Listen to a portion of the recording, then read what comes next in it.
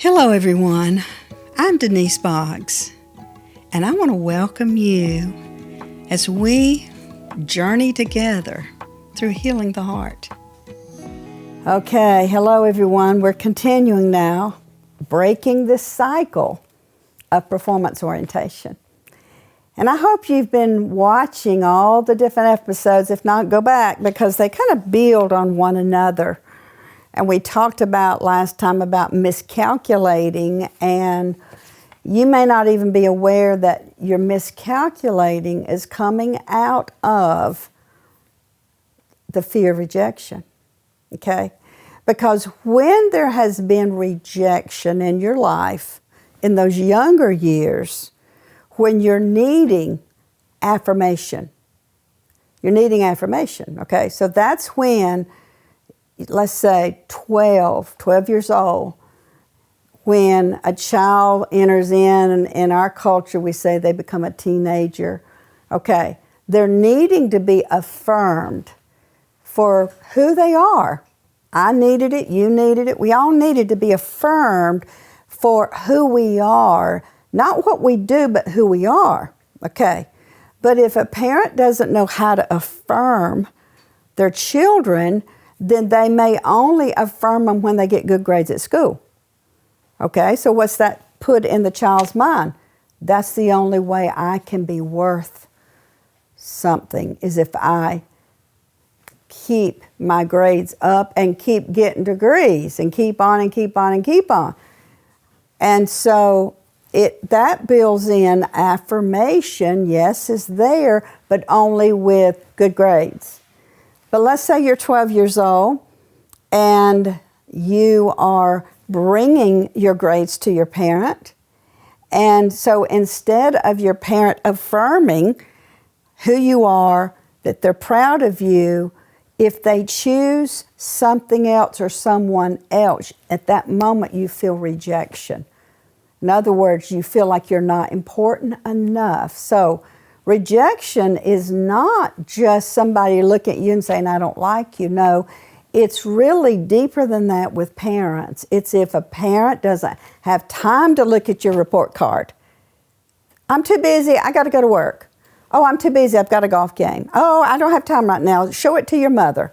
You know, those kind of statements, like from a father, if you don't have the affirmation from a father, then what that does is the enemy uses that to plant the lie in your mind as a child. When I was a child, I thought like a child. 1 Corinthians 13:11. So you're thinking, he doesn't have time. I'm not good enough. He doesn't have time.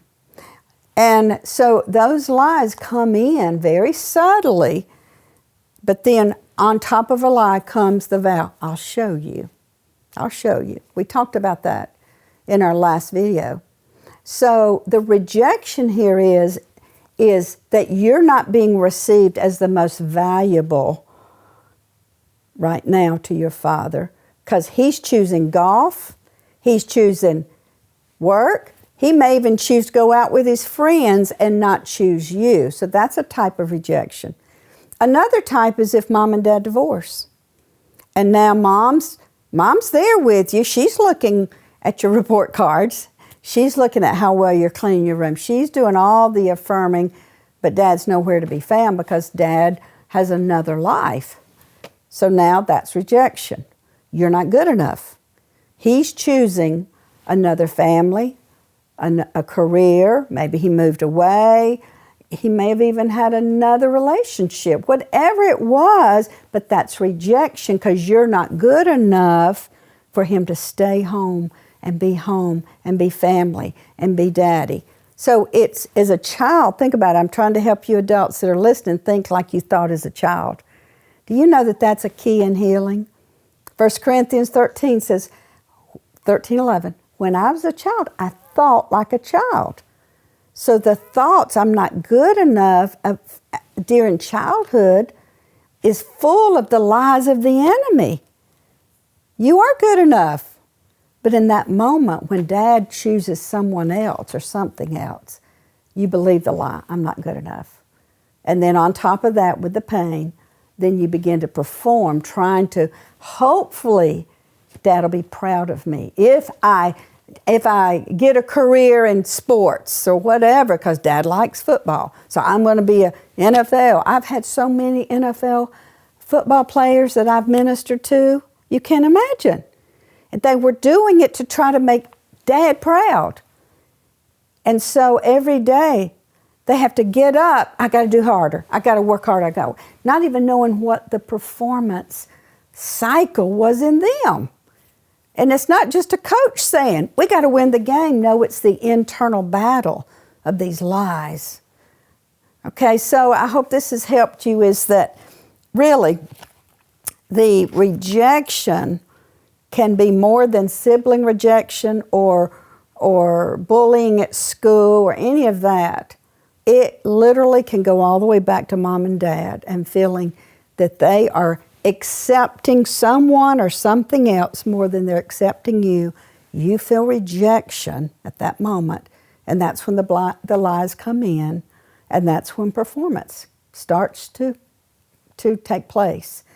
Trying to prove every day that you're good enough to prove to dad or mom that you have worth and value. All right, I hope this has helped. One other thing I want to talk about here is the story of Mary and Martha, okay? And I want to read the scripture because with Mary and Martha, they're sisters. And even in this scripture, and Jesus is confronting it, and Martha says, because Jesus came to Mary and Martha's house, and it says Martha was very busy, and she was distracted with all of her serving responsibilities. But she approached him. She approached Jesus, and she said, Lord, do you not care that my sister has left me to do all the serving? Oh, my goodness. Okay, so she's asking Jesus, is she not important enough that he would notice her, that she's doing all this work and her sister's not? Am I not important enough? That's another lie. And I'm just imagining right this moment, what if Jesus was in my house? Just the fact that Jesus is in the house means she's important. But she's saying, does it not concern you? Am I not important enough? Do you not notice I'm having to work so hard? And that's another lie of the enemy, is you're not good enough. Martha, you're not good enough because you're having to do all the work. And Mary's not helping you. And so Jesus answers and says, Martha, Martha. Think about that.